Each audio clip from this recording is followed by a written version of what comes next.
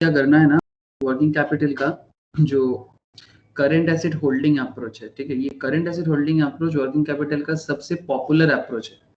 इनकी आवाज आ रहा है ना? हाँ सर। ओके, तो ये सबसे पॉपुलर अप्रोच था। उसी अप्रोच में हम लोग लास्ट दिन एक सम्स भी किए थे। उसके अंदर वो टेंडन कमिटी का जो आपका कैलकुलेशंस है कि भाई फाइनेंस करके वर्किंग कैपिटल क्यों करते हैं। वर्किंग कैपिटल का एक तरह का बजट जैसा है, मतलब ये कितना हमें कैपिटल चाहिए उसका एक कैलकुलेशंस करना है कि मुझे पूरा साल में अगर 3 साइकिल है, जैसे कि ऑपरेटिंग साइकिल जिसको हम लोग सीखे हैं, अगर पूरा साल में एक, जैसे कि हम लोग बिस्कॉम और ब्रिटानिया का एक एग्जांपल लिए थे कि ब्रिटानिया मार्केट लीडर है, बिस्कॉम उसके पीछे पीछे आ रहा है।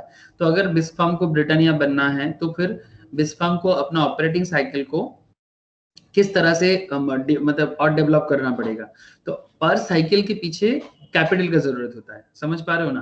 क्योंकि जितना एक एक साइकिल में एसेट होल्ड होगा, मतलब कैश है, डेटर है, आपका क्रेडिटर है, सेल्स है, तो अलग अलग जगह में आपका जो पैसा है वो फंस जाएगा। तो आप ये जो एक 3 महीना हो या 4 महीना हो, मानो कि साल में आप 3 बार एक प्रॉपर साइकिल करते हो बिजनेस का, कि भाई 3 बार आप साइकिल करते हो तो आपका बिजनेस का जो डिमांड है आप उसको फुलफिल करते हो। तो वर्किंग कैपिटल मैनेजमेंट में हम लोग क्या करते हैं कि आप बोलो सर, स्क्रीन शेयर नहीं है। बोलो dinky. Sir, screen share screen मैंने नहीं शेयर नहीं, है। मैंने स्क्रीन शेयर नहीं किया डिंकी अभी तक।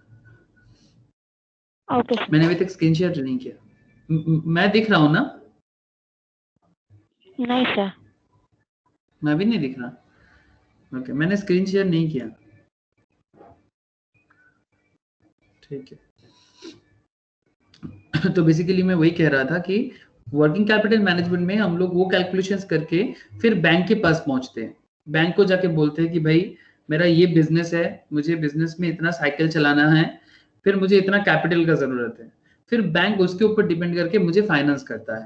लेकिन फाइनेंस मैं जो बोलूँ वो नहीं, वो एज पर कुछ कमिटीज है, जैसे कि टैंडन कमिटी, चोरे कमिटी। तो सबसे पॉपुलर कमिटी जो है वो आपका टैंडन कमिटी है। तो उसका जो हिसाब मैंने आपको लास्ट दिन आप लोगों को मैंने क्लास में करवाया।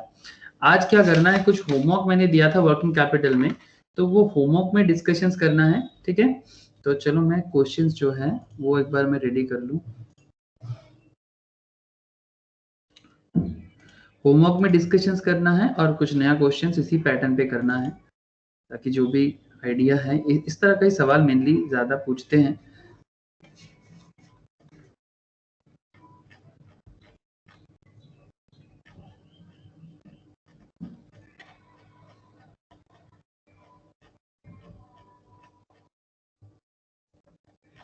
देखिए ये वाला क्वेश्चंस हो गया था ना, ये एक सेकंड में शेयर करता हूँ, स्क्रीन शेयर करता हूँ, देखो तो।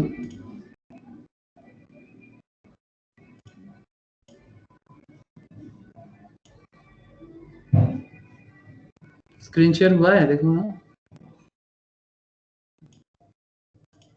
पिंकी। हाँ सर, अब हुआ है। हाँ, ये वाला क्वेश्चंस कर लिया था ना बेटा लिमिटेड का? हाँ सर। ये हो गया था। ये वाला भी लास्ट दिन कर लिया था, हाँ सर। है ना? ओके। इसी में तो टैंडन कमिटी था, ठीक है, बहुत अच्छा सम्स है वो वाला सम्स। अच्छा, ये वाला क्वेश्चंस का जवाब बताओ। ये तो बड़ा इजी था, इजी क्वेश्चन था। क्या आंसर आया है सब कुछ? सर आया है 4951,692। 49 कहाँ गड़बड़ कर दिए डिंकी? देखो देखते हैं।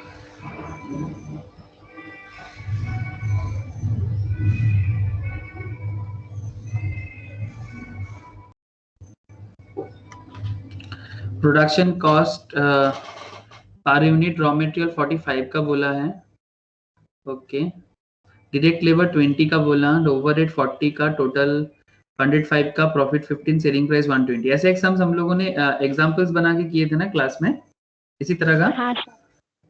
Raw materials are in stock on an average of 2 months. Raw materials are in process on an average of 4 weeks. The degree of completion is 50%. Finished goods stocks on an average is for 1 month. Huh? Time lag in payment of wages and overhead is 1.5 weeks. Time lag in receipt of proceeds from debtor is 2 months. Credit allowed by supplier is 1 month. 20% of the output is sold against cash. The company expects to keep cash balance rupees 1 lakh. Take 52 weeks per annum. 52 week लेने बोला है पूरा साल का. और company is poised for manufacture 1,44,000 units in a year. You are required to prepare the statement showing working capital requirements for the company. Very very popular question. मतलब ऐसा question बहुत पॉपुलर होते हैं. तो पहले मुझे रिंकी बता दो तो कि रॉ मटेरियल स्टॉक क्या आया है तुम्हारा. 10,80,000. यस, रॉ मटेरियल स्टॉक सही आया है. मैं कर नहीं रहा हूं क्योंकि इजी है, तो मैं बस आंसर शेयर कर रहा हूं. ठीक है, मैं सिर्फ आंसर शेयर कर रहा हूं. यहाँ पर जहां पर तुम्हारा दिक्कत है मैं उसी को सॉल्व करूंगा. ओके, बिकॉज ये इस तरह का क्वेश्चन हम लोगों ने क्लास में किया, इसलिए मैं नहीं कर रहा हूँ. ओके, रॉ मटेरियल स्टॉक आपका हो गया. ये आपका है क्वेश्चन 3 होमवर्क का. रॉ मटेरियल स्टॉक है 10,80,000. ठीक है. अच्छा, वर्किंग नोट 1 ये इसका सही हुआ है तुम्हारा. वर्किंग नोट 2 का अगर हम लोग देखें तो WIP स्टॉक बताना रिंकी. सर 8,30,769. यहीं पर गड़बड़ हो गया लग रहा है. देखो क्वेश्चंस पे क्या बोला था. The material are in process on an average of 4 weeks. The degree of completion is 50%. मतलब WIP में जो आपका प्रोडक्ट है वो WIP का प्रोडक्ट आपका 50% कंप्लीशन पे है. तो जब कोई प्रोडक्ट आपका 50% कंप्लीशन पे है, इसका मतलब वो WIP में पक्का है और 50% कंप्लीटेड है, तो इसका मतलब फिनिश्ड नहीं है. और फिनिश नहीं है दैट मीन्स ऑब्वियसली आपका जो मटेरियल एंड लेबर है, ठीक है, मटेरियल मतलब मटेरियल वाइज तो वो कंप्लीट हो जाते हैं, बट बाकी जो पोर्शन है ओवरऑल 50% में उसका बाकी है. तो अगर आप यहाँ पर देखो पार्शियल COP पर यूनिट क्या हुआ आपका बताओ. partial cost of production, partial cost of production, raw material, direct labor, overhead, सब कुछ मिला के आपका 105 है ना. तो क्योंकि यहाँ पर आपको देखो कुछ डायरेक्टली बोला नहीं है कि भाई एज पर मतलब ओवरहेड अगर आपको दिया हुआ है ना, तो आपको ये इसको ना एजम्पशन से ही लेना चाहिए कि ये आपका कुछ नहीं बोला तो ये प्रोडक्शन ओवरहेड है. समझ रहे हो बात को. ठीक है, नॉर्मली हम लोग ओवरहेड को स्किप करते हैं, बट कुछ नहीं बोला तो प्रोडक्शन ओवरहेड है. तो ये आपका पार्शियल, अगर आपको पार्शियल निकालना है एक बार देखो लॉजिकली देखो, पार्शियल COP पर यूनिट, तो आपका पार्शियल COP पर यूनिट हो जाएगा 50% ऑफ 105, तो 52.5 होता है डिंकी. देखो तो फिर पार्शियल COP 50% भी लगेगा. हाँ, रॉ मटेरियल पे भी 50% लगेगा. हाँ, मतलब यहाँ पर तो ऐसा बोला नहीं ना कि ऐसा तो नहीं बोला कि देखो क्या बोला था, material are in process on an average for 4 weeks. ठीक है, मटेरियल का प्रोसेस 4 हफ्ता बोला है. नॉर्मल केस में हम लोग क्वेश्चंस में बोल देता है कि मटेरियल रिगार्डिंग कंप्लीटेड है बट कन्वर्जन कॉस्ट रिगार्डिंग 50% है. लेकिन इस क्वेश्चंस में ऐसा नहीं बोला कि भाई कन्वर्जन रिगार्डिंग मतलब लेबर ओवरहेड जो आपका कन्वर्जन करता है रॉ मटेरियल को. रॉ मटेरियल जो होते हैं ना, रॉ मटेरियल जैसे मानो कि एक रॉ मटेरियल है, ठीक है, कुछ भी है, इसको हम लोग मशीन पे डालते हैं तो फिर हमें कुछ ना कुछ एक मानो कि इस्पात मिला मुझे. ठीक है, तो ये आयरन ओर को हम लोग, ये आयरन ओर हमारा क्या है, ये हमारा रॉ मटेरियल, ये रॉ मटेरियल है. और इसमें हम जब लेबर और डायरेक्ट एक्सपेंस मतलब ओवरहेड जो प्रोडक्शन ओवरहेड है इसको जब इंक्लूड करेंगे प्रोसेस में, तो ये हमारा इस्पात बनेगा और ये एक फिनिश गुड्स बन जाएगा, है ना. सिंपल एक कॉन्सेप्ट ले रहा हूँ। तो क्वेश्चंस पे आपको ये नहीं बताया गया है कि भाई कि मेरा ये जो रॉ मटेरियल है ये मेरा कंप्लीटली यूज कर हो गया है। क्वेश्चंस में इस मैटर में साइलेंट है। इसका मतलब अगर क्वेश्चन ऐसा कहता कि as regard raw material completed 100% completed, आप देखना एग्जांपल्स वाला जो सम्स हम लोगों ने क्लास में किया था उसमें हम लोगों ने बोला था कि रॉ मटेरियल्स रिगार्डिंग 100% कंप्लीटेड है लेकिन कन्वर्जन कॉस्ट रिगार्डिंग वो 50% कंप्लीटेड है। देखो तो क्वेश्चन एक बार कॉपी में होगा, चेक करो एक बार, है ना। Assume that WIP is 100% complete as regard raw material and but only 50% complete as regard conversion cost. तो आपके यहाँ पर तो ऐसा कुछ नहीं बोला, आपको बस डायरेक्टली बोल दिया कि डिग्री ऑफ कंप्लीशन इज 50%। तो आप ये असम्पशन थोड़ी ना ले सकते हो कि 100% आपका मटेरियल यूज हो चुका है। बात समझ रहे हो डिंकी? देखो लॉजिक लग रहा है कि नहीं लग रहा है बात में? ऐसा नहीं कि हम बोल रहे तो आपको मानना पड़ेगा।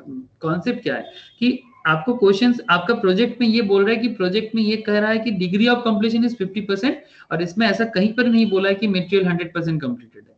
तो अगर ऐसा कुछ भी नहीं बोला है तो आपका असम्पशन सही होगा कि मटेरियल भी बाकी है। दैट्स व्हाई यहाँ पर पूरा का पूरा मतलब 105 का 50% लेना ज्यादा लॉजिकल लग रहा है। बात समझ में आ रहा है? हाँ सर। ठीक है, तो कर लो। तो फिर आपका partial COP for the year क्या हो जाएगा? partial cost of productions for the year, partial COP for the year हो जाएगा 52.5 into 1,44,000 का प्रोडक्शन था ना, 1,44,000 यूनिट्स का आपका प्रोडक्शन है, तो 1,44,000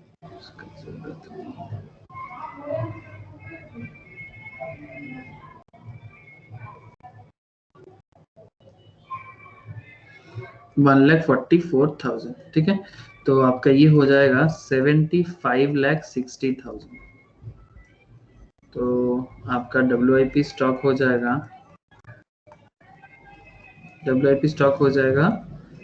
581538। आया डिंकी? 581538।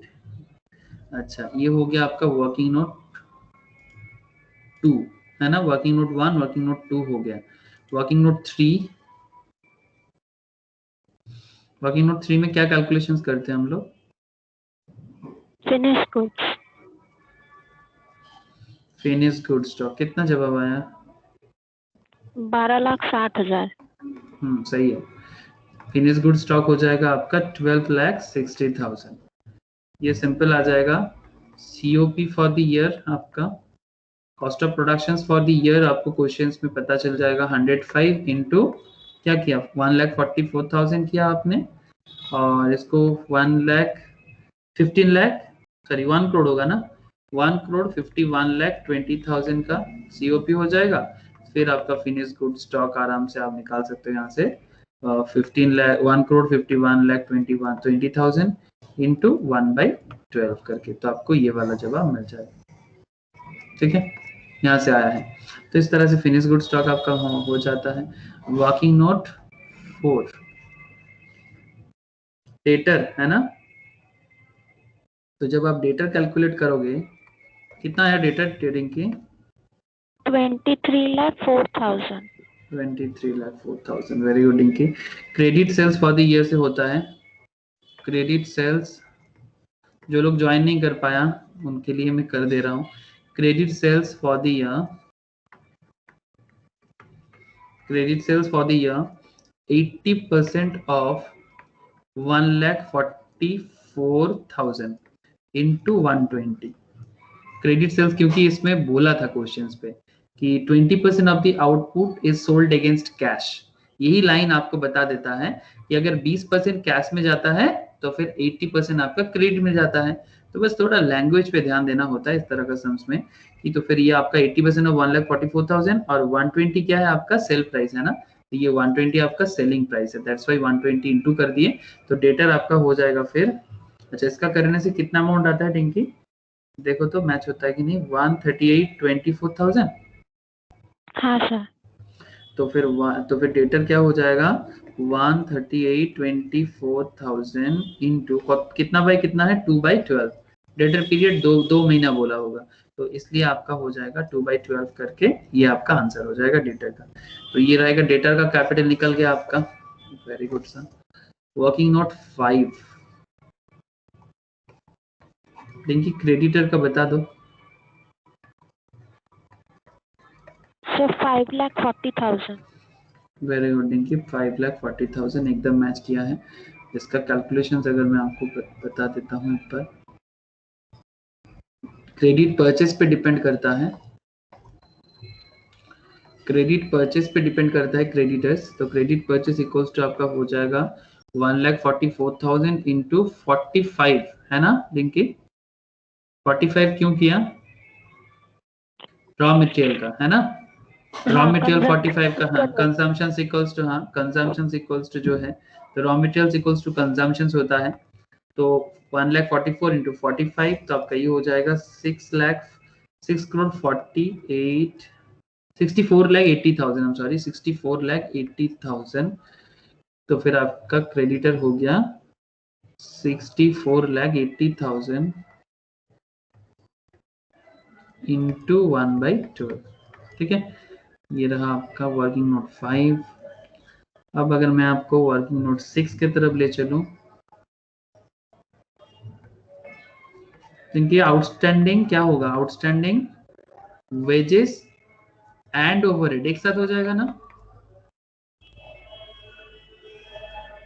बिकॉज क्वेश्चंस पे क्या बोला, क्वेश्चंस पे the lag in payment credit allowed by suppliers, time lag in payment of wages and overhead 1.5 एक साथ बोला, वेजेस एंड ओवरहेड अलग अलग से नहीं बोला, वेजेस एंड ओवरहेड 1.5 वीक एक साथ बोला है। तो क्योंकि ये एक साथ बोला है, तो आपको भी क्या करना चाहिए, आपको भी करना ही चाहिए कि outstanding of wages and overhead. देखिए आंसर कितना बोला आपने? 8307। कितना? 8307। नहीं, इसका आंसर आएगा डिंकी 24, ऐड करना होगा ना। हाँ 249,231 ये होगा इसका answer.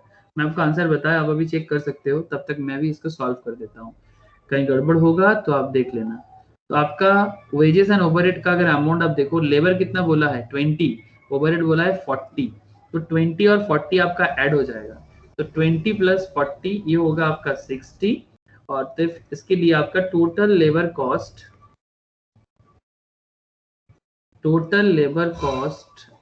and overhead cost for the year, overhead cost for the year equals to हो जाएगा 60 into 1,44,000, तो ये आपका हो जाता है 86,40,000, 86,40,000। तो आपका आउटस्टैंडिंग वेजेस एंड ओवरहेड ये आपका हो जाएगा 86,40,000 इंटू 1.5 डिवाइडेड बाई 52 से होगा ना, तो फिर ये हो जाएगा 249,231। देखो तो डिंकी सही है कि नहीं है? लॉजिकली होना जो चाहिए वही हुआ है। क्या गड़बड़ कर दिए थे आपने? वेजेस ओवरहेड ऐड नहीं किया था? हाँ, अलग अलग नहीं, अलग नहीं करना चाहिए था, बिकॉज आपको यहाँ पर इसमें बाइफर्केशन नहीं दिया है, आपको डायरेक्टली बोला lag in payment of wages and overhead 1.5, तो आप आराम से एक कैलकुलेट करके दोनों कर सकते हो, ठीक है।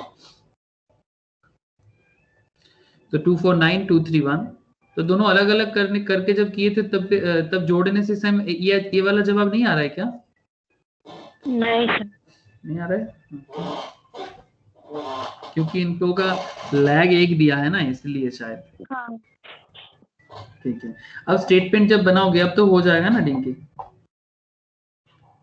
करके देखो एक बार फटाफट, प्लस माइनस करके जोड़ लेते हैं, ठीक है। पूरा प्रोफार्मा बनाने का जरूरत नहीं है, वो तो आपको पता ही है कि कैसे होता है प्रोफार्मा, है ना? पता तो है ना प्रोफार्मा कैसे होते हैं? स्टेटमेंट तो पता ही है। 4536,307। 4536,307, वेरी गुड सर। तो मैं स्टेटमेंट ऑफ वर्किंग कैपिटल और प्रोफार्मा नहीं बना रहा हूँ, बिकॉज ये तो ऑलरेडी लास्ट क्लास में हम लोगों ने सीख लिया। मैं बस क्या कर रहा हूँ, current assets minus current liability कर रहा हूँ। तो करेंट एसेट्स क्या हो जाएगा हमारा 10,80,000 plus 538 WIP stock plus finish goods आपका हो जाएगा 12,60,000 प्लस डेटर आपका हो जाएगा 230,400 है ना।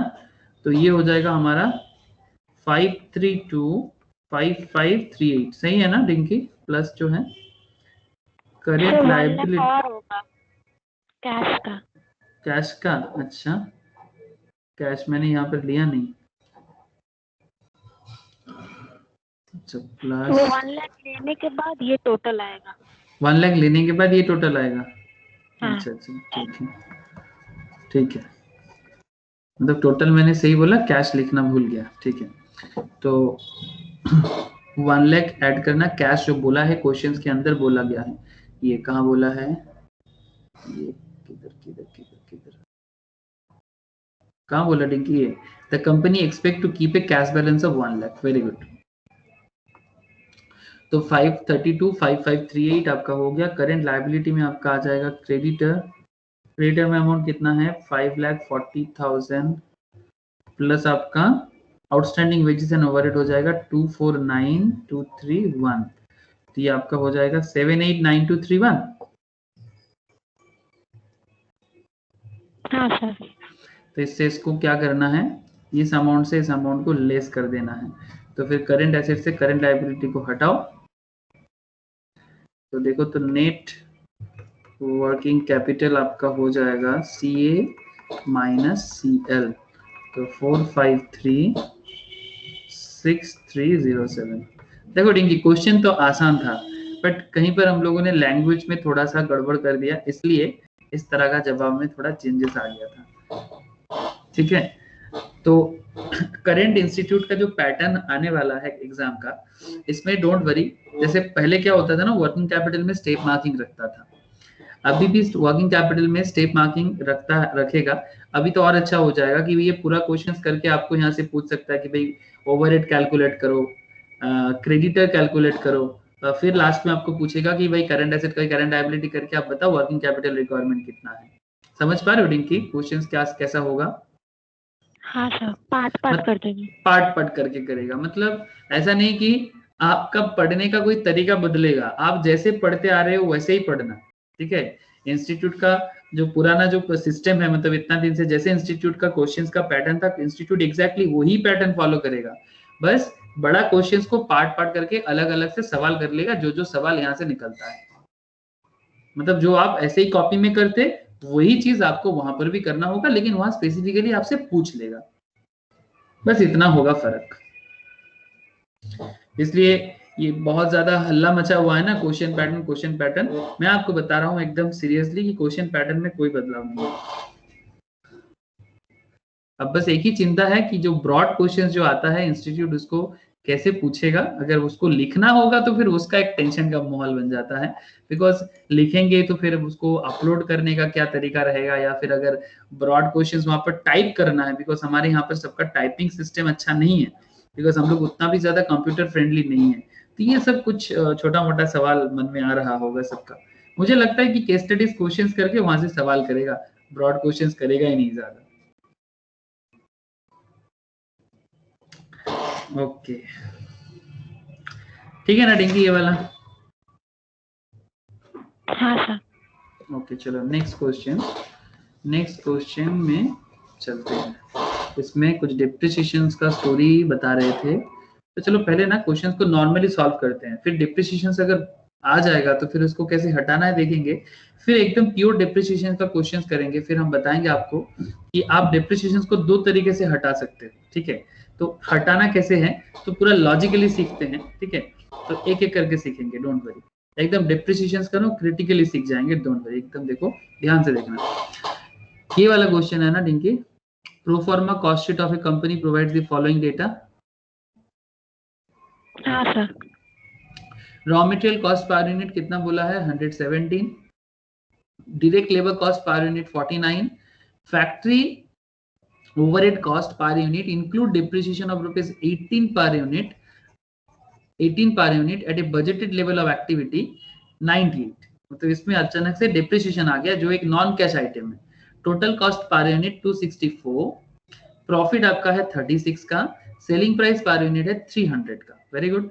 Following additional information is available. Average raw material in stock 4 weeks, average work in process मतलब WIP है 2 वीक्स, मटेरियल आपका 80% का मतलब completion with respect to material 80% and labour and overhead का कंप्लीशन बोल रहा है 60%।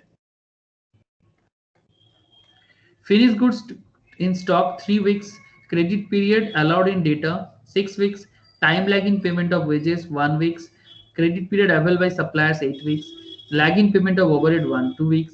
Company sells 1/5 of the output against cash and maintain cash balance rupees 2,50,000. He prepared a statement showing estimated working capital needed to finance a budgeted activity level of 78,000 units of production.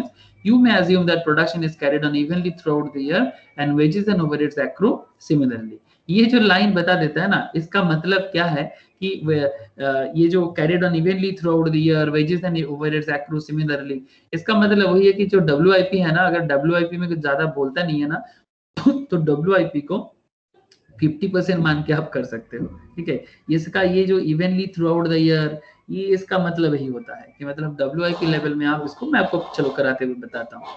तो question तो हमने read कर ही लिया, तो अब इसका solutions. Question 6.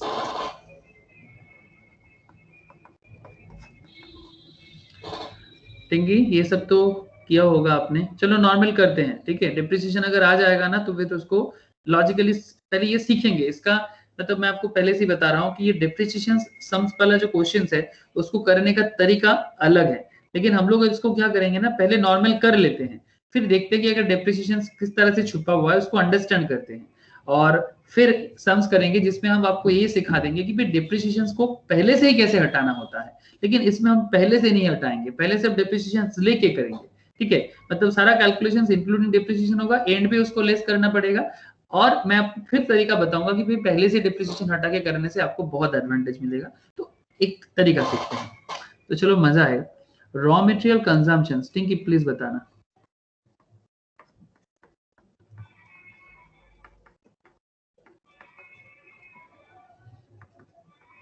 Raw material consumption कितना हो जाएगा रिंकी? 78,000 इंटू 7,02,000। 78,000 इंटू 117 है ना? हाँ तो ये हो जाएगा 912,600, सही बोला। और देयरफॉर आपका रॉ मटेरियल स्टॉक जो है ये आ जाएगा आपका, ये 117 क्यों लिया? ये 117 क्यों लिया 78,000 के साथ? बिकॉज आपको यहाँ पर बोला था ना,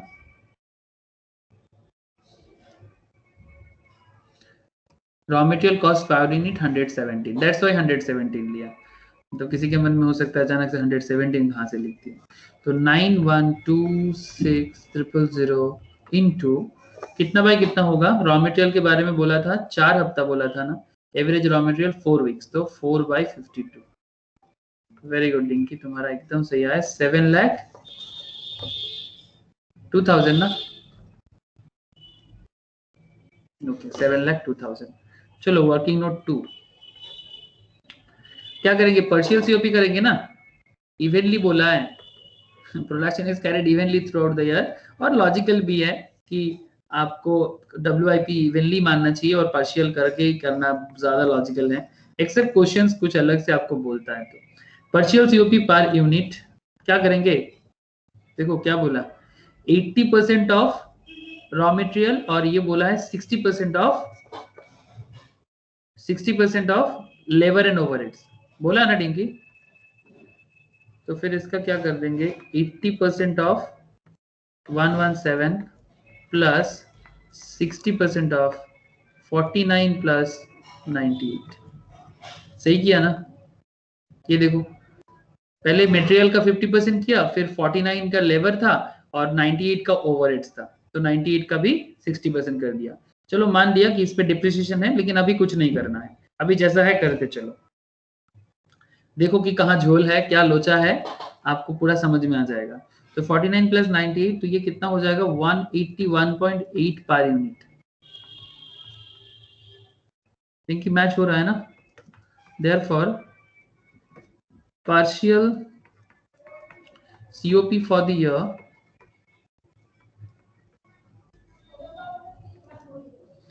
78,000 आपका 78,000 आपका प्रोडक्शन है, 181.8 आपका COP पर यूनिट है, तो ये आपका हो जाएगा 1,41,80,400। ठीक है, 141,80,400। तो फिर आपका WIP स्टॉक देखिए मैच हुआ है। WIP स्टॉक हाँ सर 2/52 कितना हो जाएगा 5400। देखिए 5,45,400। वही तो 54 5,45,400 सही है। 54,400 ठीक है। तो ये आपका WIP स्टॉक निकल गया। ओके, इजी था। Working note 3, finish good stock का क्या जवाब होगा? COP पर यूनिट आपका बोला है, COP पर यूनिट क्या हो जाएगा 264, तो डायरेक्ट कर दा 264 इंटू 78,000 का प्रोडक्शन है हमारा, तो ये हो जाएगा 205,92,000। मैच करा लेना रिंकी, अगर कुछ मेरे से भी कभी कभी कैलकुलेशंस में भूल हो जाता है, देख लेना एक बार। Therefore finish goods stock equals to 205,92,000 into 3/52। 3/52 होगा ना, बिकॉज फिनिश गुड्स के बारे में यहाँ पर गिवन है। फिनिश गुड्स के बारे में क्या बोला है, फिनिश गुड स्टॉक 3 वीक्स बोला है, तो 3 वीक्स का 3/52 कर लिए ये वाला, तो 3/52, तो 3/52 करके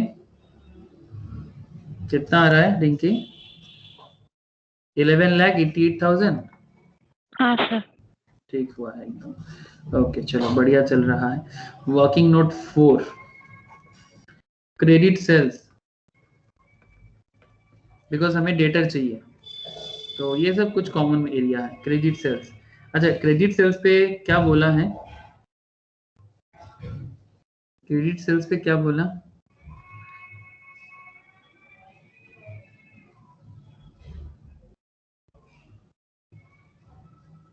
क्रेडिट सेल्स कुछ बोला नहीं क्या, बोला तो होगा। सर बोला है 1/5 sold in cash, 1/5 of the output। इधर बोला है the company sales the 1/5 of the output against cash. Total का जो है उसका 1/5 कैश में किया, तो फिर बाकी क्या है क्रेडिट में है, तो फिर 1/5 का मतलब होता है 20%, है ना। 1/5 का मतलब 20% होता है ना, तो 1/5 इक्वल्स टू 20% आपका कैश है, तो फिर 80% क्या है क्रेडिट है, तो फिर आप आराम से कर सकते हो 80% ऑफ 78,000 इंटू 300। 300 वाई, बिकॉज यहाँ पर आपका टोटल जो था वो 300 का था सेलिंग प्राइस, ये देखो 300 का, तो ये आपका हो गया 187,20,000। ठीक है, तो आपका डेटर क्या आ जाएगा, आपका डेटर हो जाएगा 187,20,000 इंटू कितना बाई कितना होगा, लैक क्या बोला था, कितना है क्रेडिटर 6 मंथ्स का है क्या, credit period allowed to debtor 6 weeks, 6 weeks है, 6 वीक्स, 6/52, तो क्या ये 2160 आ रहा है, देखो तो टिंकी हाँ सर 21,60,000। चलो बढ़िया जा रहे हैं, सब मैच हो रहा है हम लोग का। वर्किंग नोट 5, क्रेडिट परचेस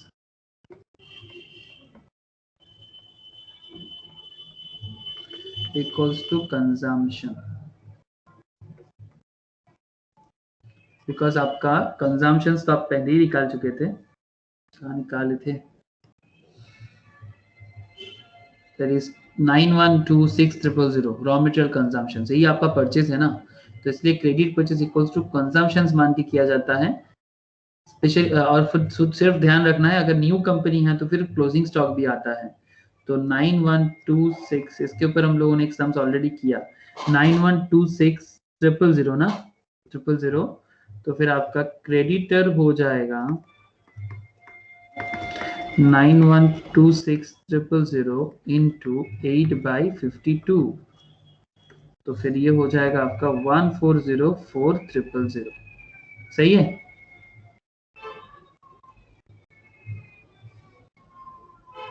हाँ sir. Working note 6, wages for the year,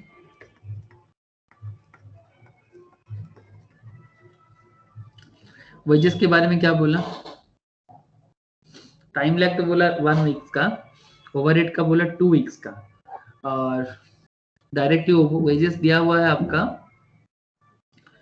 49 करके बोला है, और 78,000 का प्रोडक्शन है ना, 49 का मेरा वेजेस है और 78,000 का मेरा प्रोडक्शन है, तो फिर आप आराम से यहाँ से निकाल सकते हो ना कि 78,000 प्रोडक्शन में पर यूनिट का 49 करके आपका आ जाता है 38,22,000, क्या सही बोला मैंने, 38,22,000,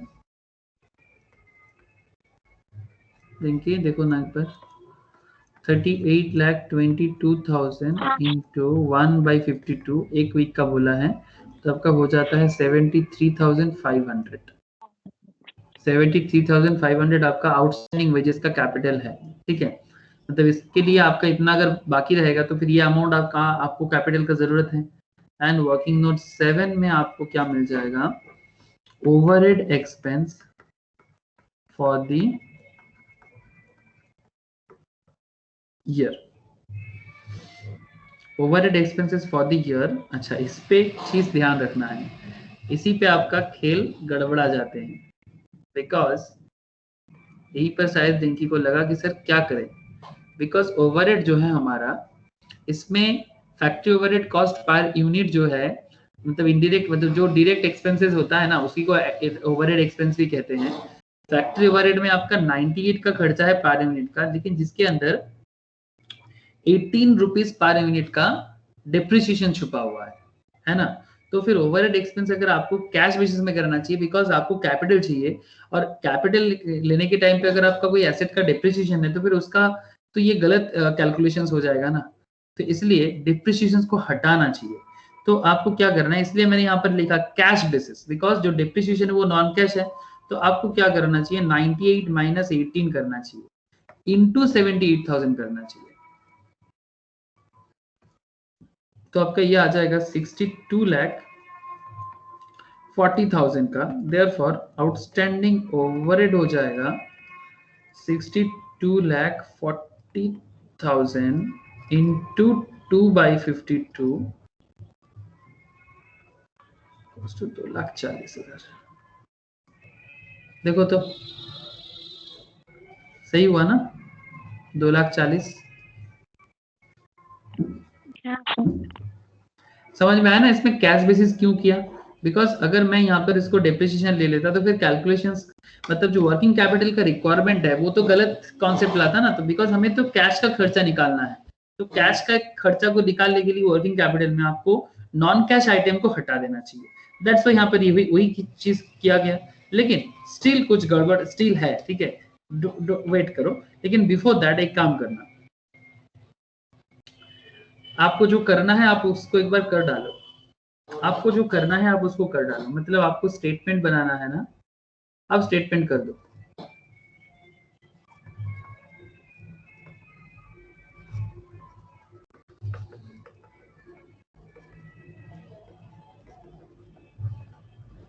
स्टेटमेंट बना दो, स्टेटमेंट में आपका क्या क्या आता है, पर्टिकुलर अमाउंट,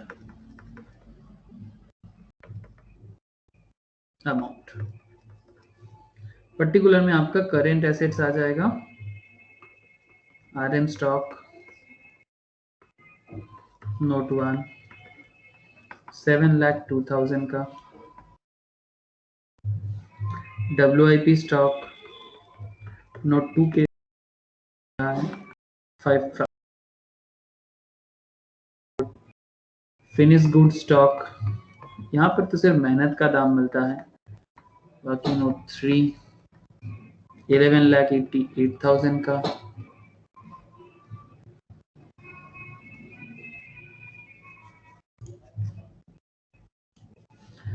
डेटर आपका कितना है नोट 4 में 21,60,000 का। कैश आपका कितना है, कैश कितना बोला है क्वेश्चंस पे, 2,50,000 का कैश बोला है ना,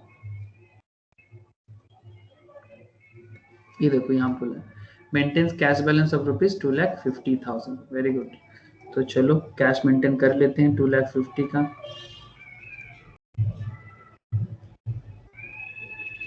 टोटल करना, आउटर में लिखना 4845,400। मैच किया कि नहीं देखना।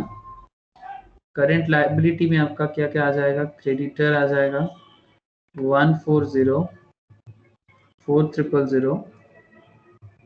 आउटस्टैंडिंग वेजेस में आपका आ जाएगा 73,500 एंड आउटस्टैंडिंग ओवरहेड में आपका आ जाएगा 2,40,000। टोटल करना 1,717,500। ठीक है, तो आपका करंट एसेट भी मिल गया, करंट लायबिलिटी भी मिल गया। NWC नेट वर्किंग कैपिटल आपका हो जाएगा 31,27,900। प्लीज इसको एक बार मैच करा लेना कि सही है कि नहीं, आपके साथ मेरा मैच किया कि नहीं, एक बार देख लेना।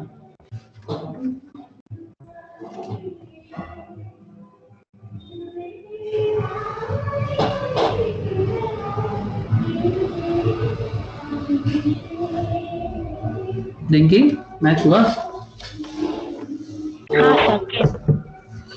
अब एक चीज करना है, अब इसमें ना एक चीज टेक्निकली रॉन्ग हो गया है। अब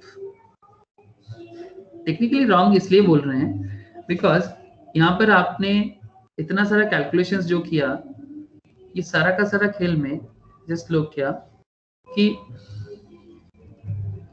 आपने बस ओवरहेड्स में आपने कैश मतलब कैश रिक्वायरमेंट निकाला है ना, बट बिफोर दैट आपने जब सेलिंग प्राइस यूज किया, याद है ना, आपने जब सेलिंग प्राइस यूज किया, आपने जब total cost per unit use किया, वो सारा का सारा खेल में डिप्रिसिएशन इंक्लूड हो गया है ना।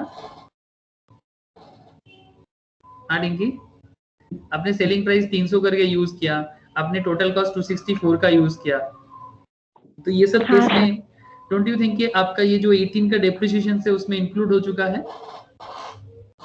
हाँ है ना। तो हो सकता है कि हमने ओवरहेड कैलकुलेशंस करने के टाइम पे डेप्रिसिएशन को हटाया बिकॉज वो डायरेक्टली दिख रहा था, बाकी केस में डायरेक्टली नहीं शो हो रहा था।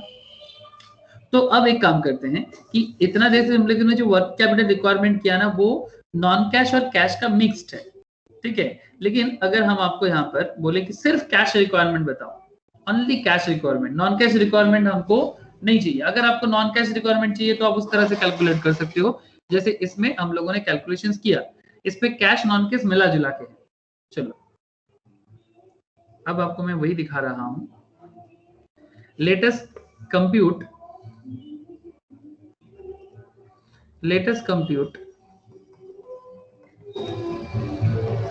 cash requirement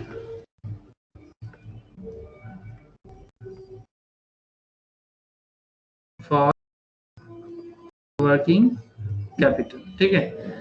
तो इसमें आपका latest compute cash requirement for working capital में net working capital computed above, मतलब जो कैपिटल हम लोगों ने कंप्यूट किया वो कितना है, कितना है डिंकी, 31,27,900, ये वाला,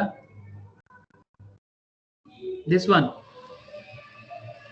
ये हम लोगों ने कैलकुलेशन किया अभी। तो 31,27,900 का जो हमने कैलकुलेशन किया, इससे आप लेस करो depreciation included in, depreciation included in WIP। चलो आप करके देखो तो WIP में कितना इंक्लूडेड है, फिनिश गुड्स में कितना इंक्लूडेड है, डेटर में कितना इंक्लूडेड है, कर सकते हो? चलो 2 मिनट आपको मैं टाइम दे रहा हूँ, 2 मिनट में कोशिश करो ना कि कितना WIP में है, कितना फिनिश गुड्स में है, कितना डेटर में है, और प्रॉफिट में कितना है। प्रॉफिट के अंदर भी है।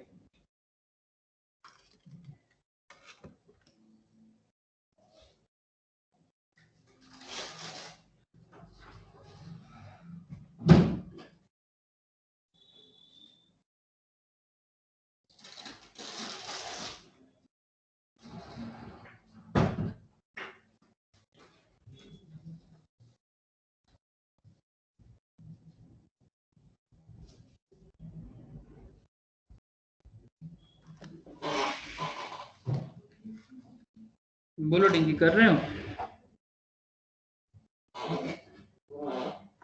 हाँ सर, 8,28,000। 8,28,000 फिनिश गुड्स का। फिनिश गुड्स का 28,000। देखो मैं दिखाता हूँ। WIP में पहले करो तो WIP में, अच्छा डिप्रिसिएशन अमाउंट कितना है, 18 है ना, तो उसका 60% आपका WIP में है।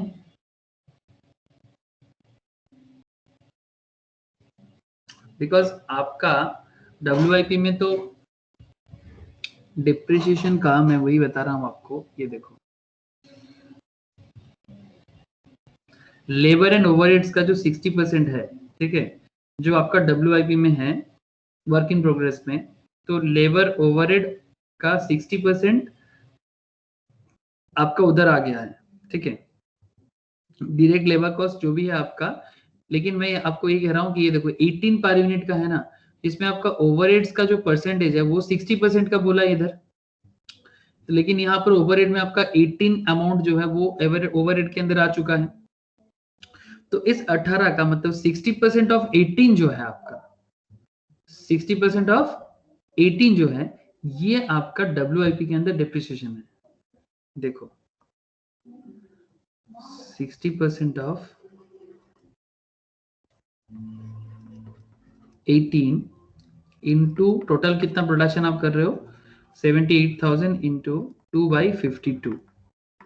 बस डिप्रिसिएशन को आपको अलग करना है। फिनिश गुड्स के केस में आपका 18 का डिप्रिसिएशन है, 78,000 का आपका प्रोडक्शन है, और 3/52 का आपका लैग है।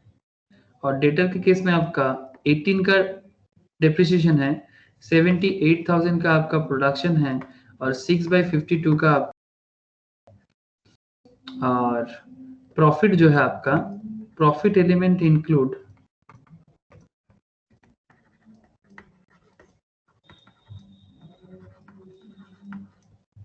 इन data, profit element include in data, उसमें आपका 80% ऑफ 36, बिकॉज आपका प्रॉफिट है 36, तो उसमें आपका 80% डेटर का जो है 80% ऑफ 36, बिकॉज आपने देखो इधर डेटर में क्या बोला है, क्रेडिट सेल्स तो आपका कितना जाता है, कैश सेल्स आपका 20% हो जाता है, तो फिर क्रेडिट सेल्स आपका कितना है 80%, है ना। तो फिर अगर कैश सेल्स आपका 20 है तो क्रेडिट सेल्स आपका 80 है। दैट्स वाई आप क्या कर रहे हो यहाँ पर कि 80% ऑफ 36 इंटू 78,000 इंटू 6/52, ये करोगे तो आप सारा का सारा कैलकुलेशन से एक बार कैलकुलेट करो कितना कितना हो रहा है। देखो तो इसका हो जाएगा आपका 32,400, लेस करना है इसलिए ब्रैकेट में दे रहा हूँ, फिनिश गुड्स का आपका हो जाएगा 1,81,000। इसका हो जाएगा आपका, इसका मुझे बताना थोड़ा सा कितना आता है।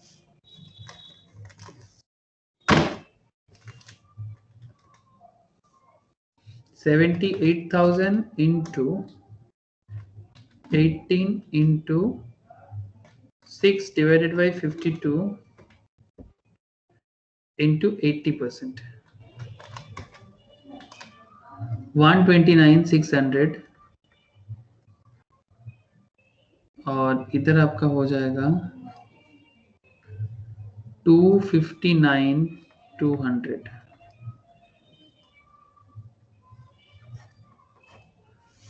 तो अल्टीमेटली आपने सारा का सारा जगह में से नॉन कैश को हटा दिए तो आपका कैश रिक्वायरमेंट आता है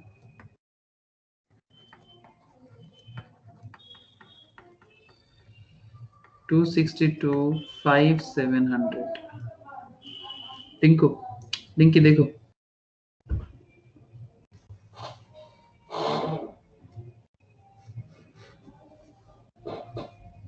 डिंकी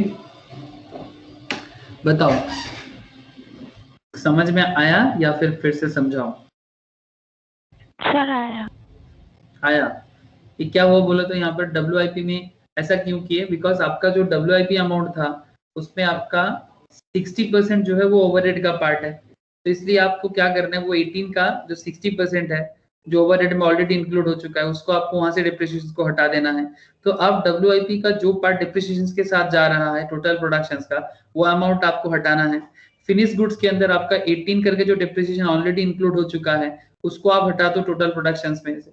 डेटर के केस में भी सेम टू सेम आपने किया, और प्रॉफिट एलिमेंट से भी आपने प्रॉफिट एलिमेंट जो आपने इंक्लूड कर दिया था ओवरऑल में से, तो वो प्रॉफिट एलिमेंट को भी आप लेस कर दो। इसमें डिप्रिसिएशन तो ओवरऑल सबके अंदर आ चुका है, तो प्रॉफिट के अंदर भी आ चुका है, इसलिए प्रॉफिट के अंदर में आपको 18 अलग से दिखाने का जरूरत नहीं पड़ा। आपको बस प्रॉफिट एलिमेंट जो है जो आपका डेटर के अंदर घुस चुका है उसको आप यहाँ से अलग कर दिए। तो इस सब कुछ आप अलग कर दोगे इस अमाउंट से, तो फिर आपका अल्टीमेटली डिप्रिसिएशन का जहां जहां अंदर में छुपा हुआ था वो डिप्रिसिएशन हर जगह से हट गया। तो जैसे ही डिप्रिसिएशन हट गया तो आपका automatically cash requirement of working capital निकल गया। सही है ना डिंकी? एकदम सर ये जो फिनिश गुड्स में 1,81,000 आया है सर, ये 81,000 होगा सर। 1,81,000 नहीं आएगा, सिर्फ 81 होगा। अच्छा एक मिनट रुको, देख लेता हूँ। 78,000 इंटू 18 इंटू 3 डिवाइडेड बाई 52। ओ हाँ हाँ सॉरी 81,000 ही होगा। अच्छा सर, हम तो ये लास्ट में आप माइनस कर रहे हैं, अगर हमें स्टार्टिंग से पर यूनिट हाँ एग्जैक्टली वही करना चाहिए, तो क्या हो जाएगा और इजी हो जाएगा। हाँ, फिर ये प्रॉफिट वाला 80% थोड़ा कंफ्यूजिंग हो गया था। हाँ मतलब ये प्रॉफिट का जो अल्टीमेटली प्रॉफिट, ये प्रॉफिट का क्या हो गया ना, प्रॉफिट का 80% मतलब आपका डेटर जो आपने सेल किया, ठीक है, डेटर तो 80% का आपका क्रेडिट तो सेल है ही ना आपका। तो क्या हुआ ना, डेटर में अगर डिप्रिसिएशन छुपा हुआ है तो फिर जो प्रॉफिट का पार्ट डेटर के कारण, क्योंकि आपने सेल करते हो तो सेल से आपका प्रॉफिट आता है ना, तो अगर डेटर में आपका डिप्रिसिएशन चला जाएगा तो फिर प्रॉफिट में भी डिप्रिसिएशन चला जाएगा। तो इसलिए डेटर से जो प्रॉफिट आपका आ रहा था वही प्रॉफिट आपको मेन जो आपका रिक्वायरमेंट है वहां से भी हटा देना चाहिए, तो इसलिए इसको हटाया गया। तो यहाँ पर ऑब्वियसली एक कॉम्प्लेक्स मैटर तो यहाँ पर ऑब्वियसली आता है, क्योंकि आपने पहले पूरा चीज किया उसके बाद आपने यहाँ पर इसको किया। मैंने इसलिए इसको दिखाया, ये जरूरी इसलिए है आपको बिकॉज यहाँ पर आपको दो चीजें, अगर क्वेश्चंस पे ऐसे बोलते कि calculate non cash and cash requirement also, तब आपको वो भी करना है और फिर इस तरह से करना है। आप बात समझ पा रहे हो? हाँ सर। तो अगर क्वेश्चंस आपको बोलते हैं कि आप नॉन कैश भी निकालो, तो फिर आपके पास एक ऑप्शन है कि भाई आप टोटल करके बस जहां डिप्रिसिएशन है उसको हटा के आप नॉन कैश कैश रिक्वायरमेंट निकाल सकते हो। और अगर आपको अलग से कैलकुलेट भी करना है कि नॉन कैश, तो आप फिर आपको इस तरह से डिप्रिसिएशन को हटा के आपको करना चाहिए। अब आपको मैं वही एडवाइस दे रहा हूँ, एडवाइस भी है और उसके साथ क्वेश्चंस भी सॉल्व करूंगा। ठीक है, एडवाइस लिख लो, ठीक है, एडवाइस लिख भी लो।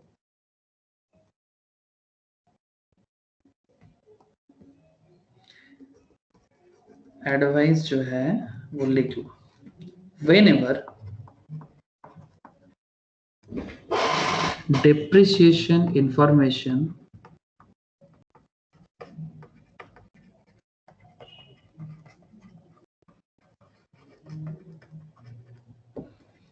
is given in the sum, it would be safe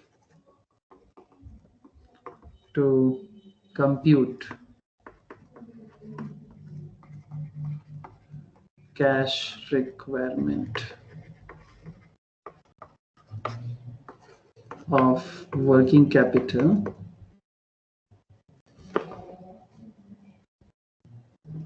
cash requirement for working capital, मतलब आप स्टार्टिंग से ही कैश रिक्वायरमेंट कैलकुलेट करना।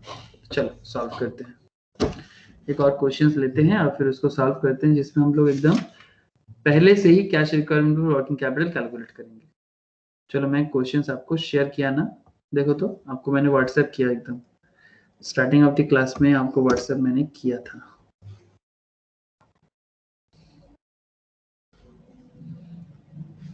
देखो पहला क्वेश्चन से रीड करो एक बार।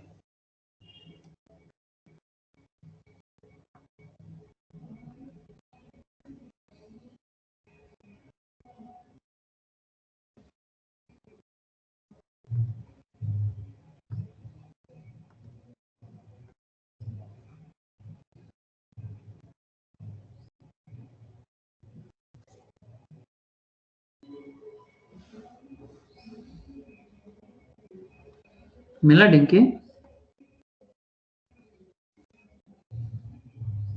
हाँ सर। ये क्वेश्चंस क्या है? Electro pipes limited. हाँ सर। इलेक्ट्रो पाइप्स लिमिटेड, रुको मैं भी शेयर करता हूँ स्क्रीन। बाप रे क्या हो गया?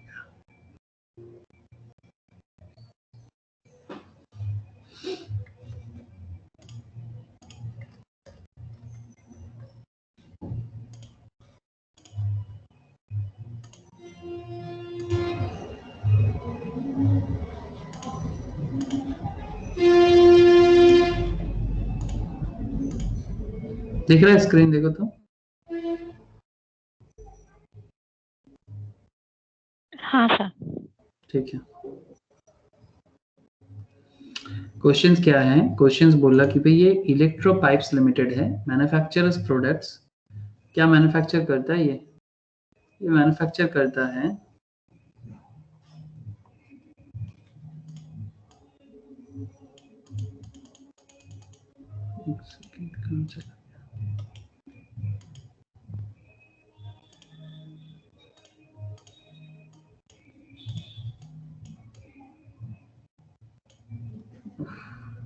बहुत डिस्टर्ब करता है। ठीक है, Electropipes Limited manufactures product used in the steel industry. Okay, the following information regarding the company is given for your considerations. Expected level of production 6,000 units. Raw materials are expected to remain in stores for an average of 2 months before issue to productions. Work in progress 50% complete as to conversions cost will approximate to half months productions, the half months का WIP बोल के रखा है आपको। Finished goods remain in warehouse on an average for 1 month. Credit allowed by supplier is 1 month. 2 months credit is normally allowed to debtors. Minimum cash balance 45,000 is expected to be maintained. Cash sales are 75% less than the credit sales. Safety margin of 20% to cover unforeseen contingencies. The production pattern is assumed to be even during the year. The cost structure for Electropipes Limited product is as follows. Raw materials 80 per unit, direct labor 20 per unit, overheads 80 per unit, including depreciation. Overhead में again overhead के अंदर देके रखा है. Total cost 180 per unit. Total cost normally देखो overhead के ही depreciation ज्यादा दिखता है, बिकॉज आपका जो डायरेक्ट एक्सपेंसेस है, जो आपका मशीनरीज है, जो आपका फैक्ट्रीज में जो यूज होते हैं, वहीं पर तो आपका मेनली डिप्रिसिएशन होगा ना। रॉ मटेरियल में क्या डिप्रिसिएशन ढूंढोगे और डायरेक्ट लेबर में ही क्या डिप्रिसिएशन ढूंढोगे, तो इसलिए ये लॉजिकल बहुत है कि भाई ओवरहेड में ही आपको डिप्रिसिएशन दिख जाए। Total cost 180 per unit, profit 20 per unit and selling price 200 per unit. ठीक है ना? देखिए क्वेश्चन समझ में आया ना? हाँ सर। ओके चलो, अब इसको एकदम स्टार्टिंग से ही डिप्रिसिएशन को हटा के करना है। ठीक है, मतलब हमारा जो प्लान क्या है कि एकदम पहले बाद में जाके कुछ नहीं करना है, जो करना है पहले से ही करना है। तो चलो, बहुत ही इंपॉर्टेंट क्वेश्चन है, वेरी वेरी इंपॉर्टेंट मान के चल सकते हो आप। क्वेश्चन 11 है, तो लिखो सिंस, क्या क्वेश्चन किसका है ये टॉपिक, एक इलेक्ट्रो पाइप्स लिमिटेड का, ठीक है। तो हेडिंग कर दो भाई इलेक्ट्रो पाइप्स बोल के।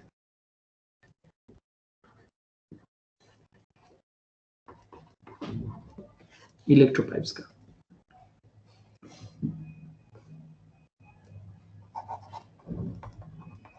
since depreciation information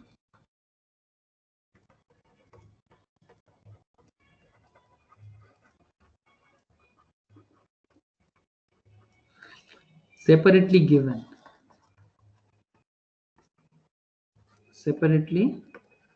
given, we are computing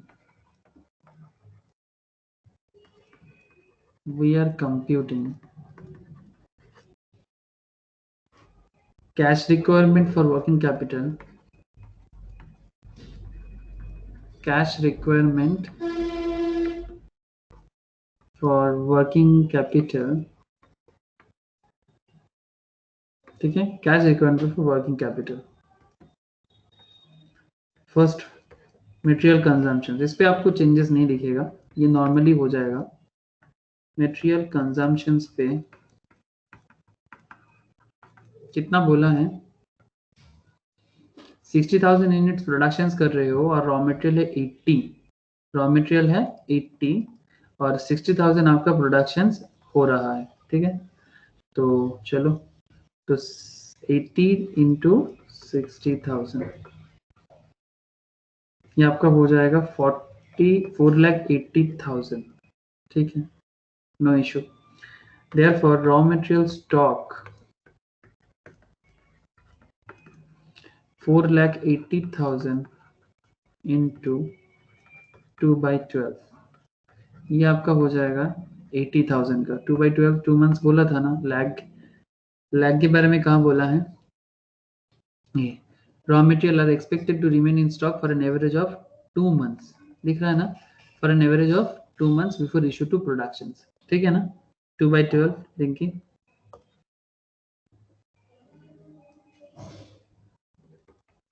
to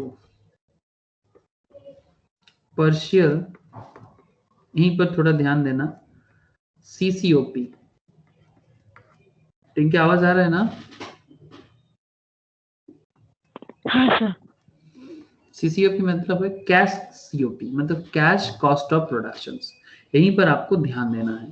तो कैश सीओपी कैसे करोगे, रॉ मटेरियल तो 80 का है प्लस हाफ इंटू 20 प्लस 60, मतलब आपका लेबर एंड ओवरहेड का जो कॉन्सेप्ट है उसमें आपका लेबर कितना है 20 है, तो वो उसमें तो कुछ नहीं है, बट आपका ओवरहेड 80 का है ना, उसमें डिप्रिसिएशन 20 का है, तो आप पहले ही हटा दो, इसको 80 के अंदर 20 का डिप्रिसिएशन, इसको पहले ही हटा दो, बस यहीं पर ध्यान देना है आपको। तो 80 प्लस हाफ इंटू 20 प्लस 60, तो ये आपका हो जाएगा 120 पर यूनिट। बोलो क्लियर है? कैश सीओपी समझ में आया कि नहीं आया बता? हाँ सर। ठीक है, अब आपका therefore partial CCOP for the year 6,000 into 120, 7,20,000 का है।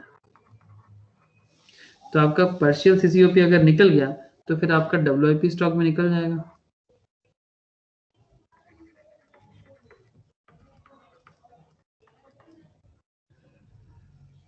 $7,20,000 इंटू कितना दिन बोला, हाफ मंथ बोला था, approximate months of production 0.5, half month बोला है, ये देखो हाफ मंथ, तो 0.5/12 30,000 हो रहा है, देखो तो दिन के चेक कर लेना एक बार।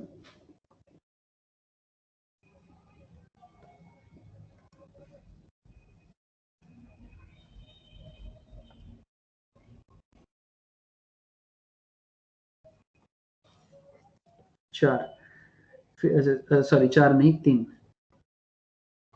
वर्किंग WIP हो गया। Finish goods again cash COP, cash cost of production, मतलब बाद में क्या करना है, पहले ही कर देना है।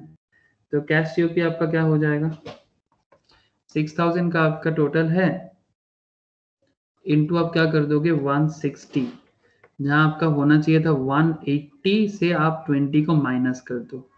जस्ट लुक हियर, आपका टोटल कितना हो रहा है, टोटल कॉस्ट करना है। COP करने से टाइम में हम लोग टोटल कॉस्ट यूज करते हैं ना, जो हमारे यहाँ पर गिवन है 180 करके, हाँ 180 गिवन है, बट 180 से अगर हम डिप्रिसिएशन को पहले ही हटा दे तो 180 से 20 चला जाएगा तो कितना रहेगा 160, ठीक है ना।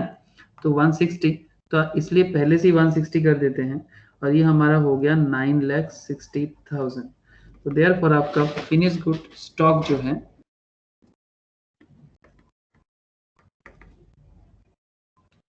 ये हो जाएगा आपका 9,60,000 इंटू 1/12, ठीक है। तो ये आपका हो जाएगा 80,000 का, ठीक है ना, 80,000 का।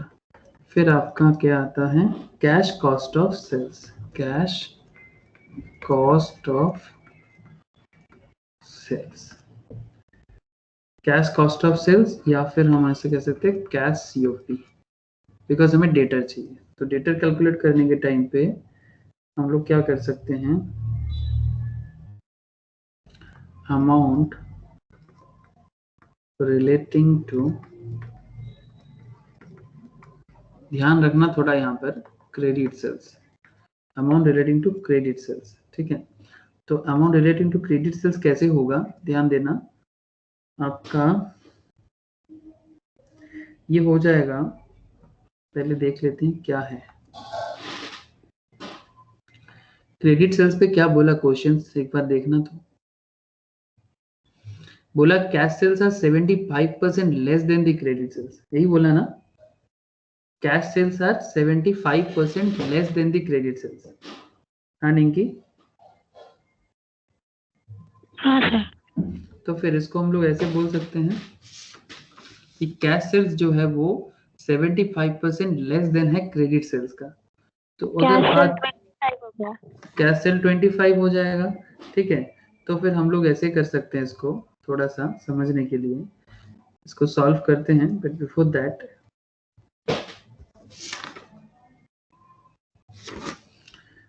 दैट एक कॉन्सेप्ट लिख लो, let credit sales, sorry let us लिखते हैं, लेट क्रेडिट सेल्स बी 100, है ना। देयरफॉर कैश सेल्स क्या हो जाएगा 25। तो टोटल सेल्स अगर 125 है, so credit sales as a proportions of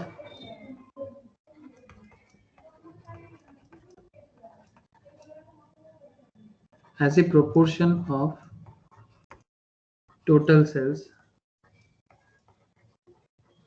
equals to 100 by 125 equals to हो जाएगा 0.8। तो आप समझ रहे हो क्या पॉइंट है, ये जो पॉइंट लाइन था ना, इस लाइन का मतलब यही है कि अगर आपका cash sale 75% less than the credit sales है, मतलब ऐसा नहीं बोल रहा है कि भाई cash sales is the 25% of the credit sales, नहीं बोल रहा है, बोल रहा है कि cash sales are 75% less than the credit sales, credit sales से 75% में वो कम है। तो इसका मतलब ये हो जाता है कि लेट क्रेडिट सेल्स भी 100, ठीक है। अगर क्रेडिट सेल्स मेरा 100 है, कैश सेल्स मेरा 25 है, तभी ना हो जाएगा वो 75% में लेस। टोटल सेल्स अगर 125 है, ठीक है, तो so credit sales as a proportion of total sales कितना हो जाएगा कि 125 टोटल है, तो फिर 100 मेरा क्रेडिट है, तो 100 बाई 20 125 0.8 है, दैट मीन्स 80%। कुछ समझ में आया रिंकी? हाँ सर। ठीक है, तो सिमिलर पैटर्न में ही हमको यहाँ पर इसको करना है, ये 100 बाई 125 इंटू 9,60,000, इसका मतलब ये है। तो आपका ये जवाब आ जाएगा लेस देन जब भी रहेगा ना तो उसका मतलब इस तरह से समझना है आपको 7,68,000 7,68,000। तो ये आपका हो गया amount relation to credit sales. तो आपका डेटर क्या हो जाएगा? So debtor equals to 7,68,000 into debtor period कितना बोला है इनकी? 2/12 बोला होगा, 2 मंथ्स बोला है। देखो तो डेटर पीरियड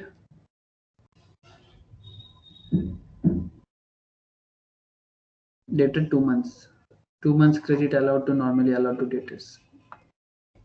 तो बस हो गया 1,28,000। ठीक है ना, डेटर हो गया।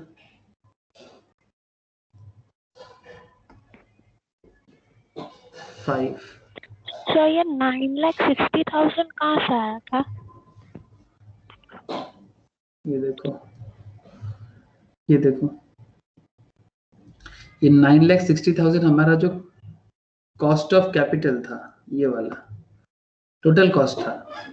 मतलब हम लोगों ने ये कैलकुलेशन यहाँ पर किया था ना, ये जो कैश सीओपी कैलकुलेट कर रहे हैं, तो कैश कॉस्ट ऑफ प्रोडक्शंस पहले हम लोगों ने कैश कॉस्ट ऑफ प्रोडक्शंस जो है वो 9,60,000 कर लिया था। अब हमारा डेटर कैलकुलेशन जब हम लोग कर रहे हैं तो उसमें हम लोग अगर कैश सीओपी कैलकुलेट करना चाहते हैं ना, तो कैश सीओपी कैलकुलेट होगा कॉस्ट ऑफ प्रोडक्शंस पे होगा। ठीक है, तो cash COP cost of productions पे होगा, दैट्स व्हाई ये 9,60,000 पे ही इंटू होगा। ये जो 9,60,000 आपने कैश सीओपी पहले ही निकाला था कैश कॉस्ट ऑफ सेल्स पे, बिकॉज वो कॉस्ट पे बात कर रहे हैं यहाँ पर। ये 9,60,000 वहीं से उठाया गया। नॉर्मली हम लोग डेटर को कैसे करते हैं, डेटर को सेल से फटाफट निकाल लेते हैं, बट यहाँ पर हम लोग क्रेडिट सेल्स का अमाउंट कैलकुलेशंस करने के लिए किसका हेल्प लेंगे? क्रेडिट सेल्स का अमाउंट निकालने के लिए हमें यहाँ पर आपका cash cost of production, cash cost of sales जो है उसी का हेल्प लेना है, कैश कॉस्ट ऑफ सेल्स का हेल्प लेना है। समझ में कुछ आ रहा है डिंकी? हाँ सर। ठीक है, बिकॉज यहाँ पर तो हमें डिप्रिसिएशन लेके काम नहीं करना है।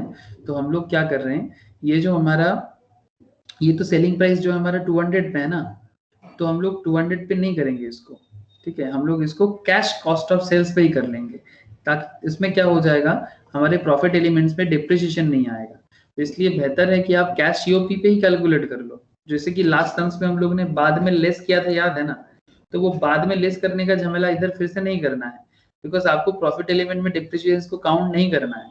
तो इसलिए आप क्या करोगे, cash cost of production, cash cost of sales जो है उसी पे आप क्या कर लोगे, क्रेडिट सेल्स का कैलकुलेशन कर लोगे। वही कॉस्ट ऑफ प्रोडक्शन पे ही हमारा क्रेडिट सेल्स का अमाउंट कितना है। फिर आपका जैसे कि जो 75% लेस देन का जो कॉन्सेप्ट है वो तो आपको समझ में आ ही गया है।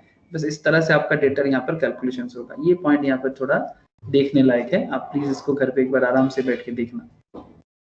ठीक है, मतलब रिवाइज जरूर करना। फिर आपका आता है, ये पॉइंट भी थोड़ा सा देखने लायक है, नहीं ऐसा सच कुछ नहीं है इसमें। क्रेडिट परचेज इक्वल्स टू क्या है आपका, क्रेडिट परचेज इक्वल्स टू आपका है consumptions. Credit purchase equals to है आपका कंजम्पशन। तो आप credit purchase equals to consumptions करो, 4,80,000 का आपका क्रेडिट परचेज है ना आपका, मेरे कंजम्पशन है ये वाला 4,80,000 का कंजम्पशन है, वही आपका क्रेडिट परचेज हो जाएगा।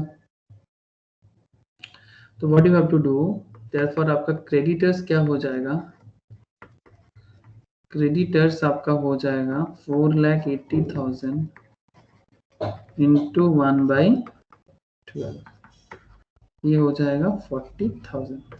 ठीक है, ठीक है ना ये वाला। अब बस काम खत्म, पैसा हजम। स्टेटमेंट बना लोगे, statement of working capital, cash requirement, cash working capital requirement, cash working capital, या ऐसा नहीं, कैश वर्किंग कैपिटल नहीं बोलते, cash requirement of working capital. ऐसे बोलते हैं। तो अगर आप लोग इसको करते हो तो करो इसको, अच्छा कुछ पॉइंट्स है इसके अंदर। पर्टिकुलर में आपका आ जाएगा, इधर आपका 2 अमाउंट का एरिया आ जाएगा, ठीक है। पर्टिकुलर में आपका करेंट एसेट से आ जाएगा, करेंट एसेट सेट में आपका raw material stock, RM stock जो है नोट 1, ये 80,000 का है। फिर आपका आ जाता है WIP स्टॉक नोट 2, 30,000 का है। फिनिश गुड स्टॉक नोट 3, 80,000 का है। चेक कर लेना कुछ गड़बड़ हो गया तो मेरे से। डेटर जो आपका है नोट 4 का 1,28,000 का है, ठीक है। अच्छा नेक्स्ट पेज में चलता हूँ। कैश इन हैंड जो है आपका, कैश इन हैंड जो है आपका दैट इज 45,000 का है। बिकॉज आप देख सकते हैं यहाँ पर, ये देखो minimum cash balance of 45,000 is expected to be maintained, है ना। The production is assumed to be even during the year, और safety margin of 20% to cover unforeseen contingencies. मतलब कंटिजेंसीज का मतलब ये होता है कि अगर फ्यूचर में कुछ भी मतलब कैपिटल में कुछ भी क्रंच आया या फिर मार्केट में कुछ भी रिस्क फैक्टर्स आ गया, तो आप हमेशा 20% का सेफ्टी मार्जिन मेंटेन करना चाहते हो, ठीक है, टू कवर अनफोर्सिन, जो आपको अभी नहीं दिख रहा है। फ्यूचर में अगर आपको लग रहा है कि लोन का इंटरेस्ट बढ़ सकता है या फिर व्हाटएवर कुछ चीजों का दाम बढ़ सकता है, अनफोर्सिन कंटिजेंसीज जो फ्यूचर इवेंट पे डिपेंड करते हैं उसको कंटिजेंसी कहते हैं ना। कंटिजेंट कॉन्ट्रैक्ट जो फ्यूचर इवेंट पे डिपेंड करते हैं उसको कंटिजेंट कॉन्ट्रैक्ट कहते हैं। तो एग्जैक्टली उसी को कंटिजेंसीज यहाँ पर वही कह रहा है कि जो हमको दिख नहीं रहा है, जो फ्यूचर इवेंट पे डिपेंड करता है। तो फ्यूचर में अगर चीज का दाम बढ़ गया, इसका 20% का सेफ्टी मार्जिन रखना लॉजिकल होगा। तो यही लॉजिक के साथ आपको क्या है अभी करंट, अच्छा इसका टोटल करके साइड में बोलना कितना हो रहा है। करंट लायबिलिटी जो है आपका नोट 5 के हिसाब से आपका करंट लायबिलिटी है 40,000 का। करंट लायबिलिटी में आपका क्या है, क्रेडिटर से। करंट लायबिलिटी में आपका क्रेडिटर है, क्रेडिटर जो नोट 5 से आपको डिनोट करता है, नोट 5। और कुछ तो है नहीं ये आपका। तो अल्टीमेटली जी पॉइंट में आपका ये सब ABCD करके करना। ये cash in hand E point में था, ABCD E, this is F and this is G में आपको नेटवर्किंग कैपिटल मिल जाएगा।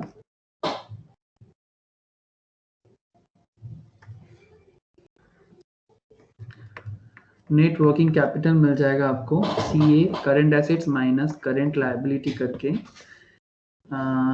अच्छा मुझे बताना ना कितना आ रहा है। ये तो 40,000 आएगा, और इसका कितना आ रहा है डिंकी? 3,63,000। हाँ ठीक है। तो नेट वर्किंग कैपिटल आपका हो जाएगा इधर 3,23,000। अब आपको क्या करना है, ऐड कर देना है सेफ्टी मार्जिन। इसका यूज करना जब भी रहेगा क्वेश्चंस पे। सेफ्टी मार्जिन 20% का 64,600 हो रहा है, देखो ना एक बार। तो फिर हो जाएगा 387,600। देखो तो एक बार चेक करके। बस इस तरह से क्या हुआ आपका कि आपका जो भी डिप्रिसिएशन का जो कॉन्सेप्ट है वो आप पहले से ही अलग कर दिए, ठीक है।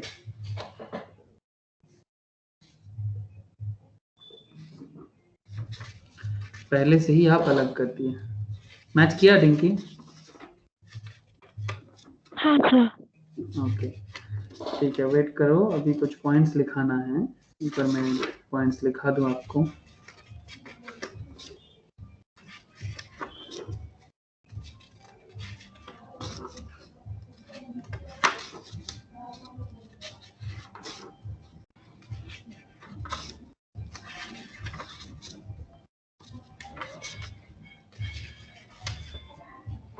एक सेकंड रुको, एक नोट लिख लो।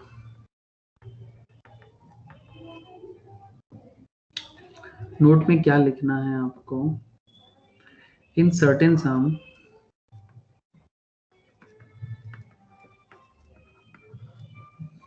it would be given that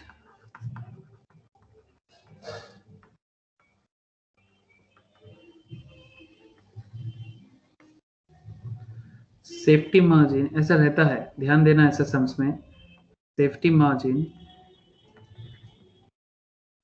is 20%. Safety margin is 20% of net working capital after including such margin. मतलब net certain sum, it would be given that safety margin 20% of net working capital after including such margin. मतलब margin देने के बाद फिर 20%। तो ये ध्यान रखना है आपको, क्वेश्चंस में कैसा रहेगा ऐसे कुछ मैं आपको बता रहा हूं। लिखो यहाँ पर, let net working capital including safety margin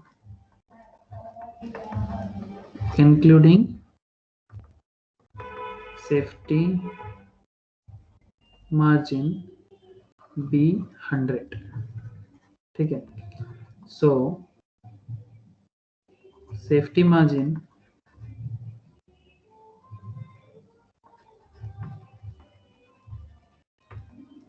equals to 20% बोला था मैंने स्टार्टिंग में, ये देखो ये वाला।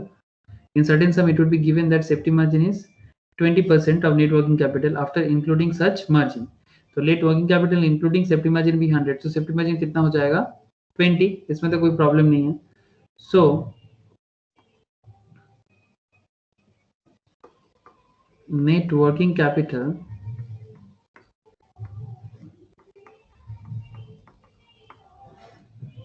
before safety margin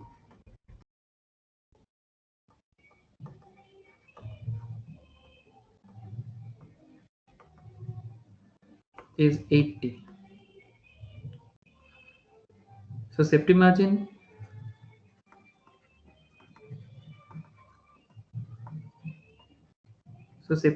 as a proportion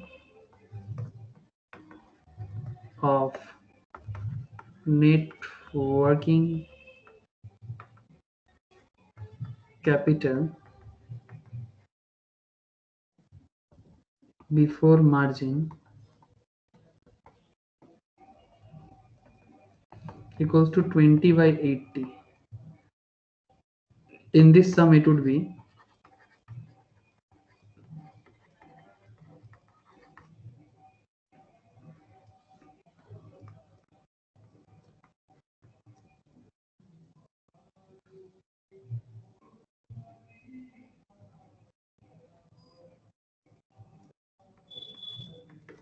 20/80 into 3,23,000 equals to 80,750। Means हमारे सम्स में ये जो क्वेश्चन हमको गिवन था that is net working capital 3,23,000 था ना, उस पर हम लोग ऐड कर दिए मार्जिन 20% जो नॉर्मल था। लेकिन अगर क्वेश्चन ऐसा बोलता ये वाला कि in certain sums it would be given that safety margin is 20% of net working capital after including such margin, तो अगर ऐसा रहेगा ना, ऐसे आप लोग ना अगर बचपन में फाउंडेशन के टाइम पे या फिर पहले मैम से शायद किए होंगे आप लोग, कंसाइनमेंट करने के टाइम पे वो इंक्लूडिंग कमीशंस का एक कॉन्सेप्ट होता था, तो उसमें भी ऐसा ही होता था कि let net working capital including safety margin भी 100, so safety margin equals to 20, so net working capital before safety margin is 80, so safety margin as a proportion of net working capital कितना हो जाएगा 20/80। in this sum it would be 20/80 into 3,27,3,000, तो 80,750 हो जाता है आपका safety margin. जहां पर आपका इसमें एज पर सम्स आपने सही किया, लेकिन अगर क्वेश्चंस का लैंग्वेज ऐसा होता इंक्लूडिंग सच मार्जिन होता, तब आपके ये 64,600 की जगह इंक्लूडिंग सच मार्जिन में आपका जवाब चेंज होकर 80,750 हो जाता है। रिंकी बताओ, क्लियर है ना? ये पॉइंट जो है थोड़ा सा स्पेशल पॉइंट था, सेफ्टी मार्जिन रिगार्डिंग। तो लैंग्वेज अगर थोड़ा घुमा के देता है, इंक्लूडिंग सेफ्टी मार्जिन बोलता है, तो समझ में आ जाएगा ना क्या करना है। हाँ सर। ओके, तो ये था आपका वर्किंग कैपिटल का जो जो कॉन्सेप्ट हो सकता था मैंने बताया। अब क्या करना है ना वर्किंग कैपिटल का, मैं आपको और 5-6 क्वेश्चंस देता हूँ, ठीक है? घर पे करो, मैं उसका आंसर भी दे देता हूँ, खुद करीब करीब भी लेना, और कहीं पर दिक्कत होगा तो सॉल्व भी देख लेना। मतलब अगर कुछ कॉन्सेप्ट में दिक्कत हुआ कि सर ये क्यों हुआ, समझ में नहीं आया, तो मुझे बताना प्लीज, ठीक है? वर्किंग कैपिटल का जो मेन कॉन्सेप्ट था सब कुछ मैंने आप लोगों को करा दिया। अभी वर्किंग कैपिटल चैप्टर्स में एक डबल शिफ्टिंग का कॉन्सेप्ट है, उस पर मुझे एक बात कर लेना है। बाकी वर्किंग कैपिटल में बस एक कैश मैनेजमेंट है, बस और कुछ नहीं है। बस कैश मैनेजमेंट में कुछ स्पेशल पॉइंट्स है मुझे, और वर्किंग कैपिटल में मेन जो था वो मैंने आपको करा दिया, बस और कुछ ऐसा सच नहीं है, ठीक है? कैश मैनेजमेंट में देख लेता हूँ, अगर इंपॉर्टेंट होगा तो मैं कराऊंगा, और कुछ थ्योरेटिकल कॉन्सेप्ट दिखा दूंगा, वर्किंग कैपिटल हो जाएगा। वर्किंग कैपिटल में और ऐसा कुछ नहीं है, जो था मेन जो था मैंने करा दिया, इंपॉर्टेंट चीज। कुछ होमवर्क दे रहा हूँ, उसको जरूर ट्राई करना, आंसर्स भी दे दूंगा, तो प्रैक्टिस कर लेना। ये जो टॉपिक हुआ ना, करंट एसेट होल्डिंग अप्रोच, यहाँ से एक सम्स आता ही आता है, तो ये जरूर एक देखना। और वो ऑपरेटिंग लाइफ साइकिल बहुत इंपॉर्टेंट है, उसमें भी हमेशा ध्यान रखना है, ठीक है? Okay dinky, okay sir. Sir मेरे ठीक को है। ना एक बात पूछना है। हाँ बोलो ना। सर जब हम लोग डेटर्स कैलकुलेट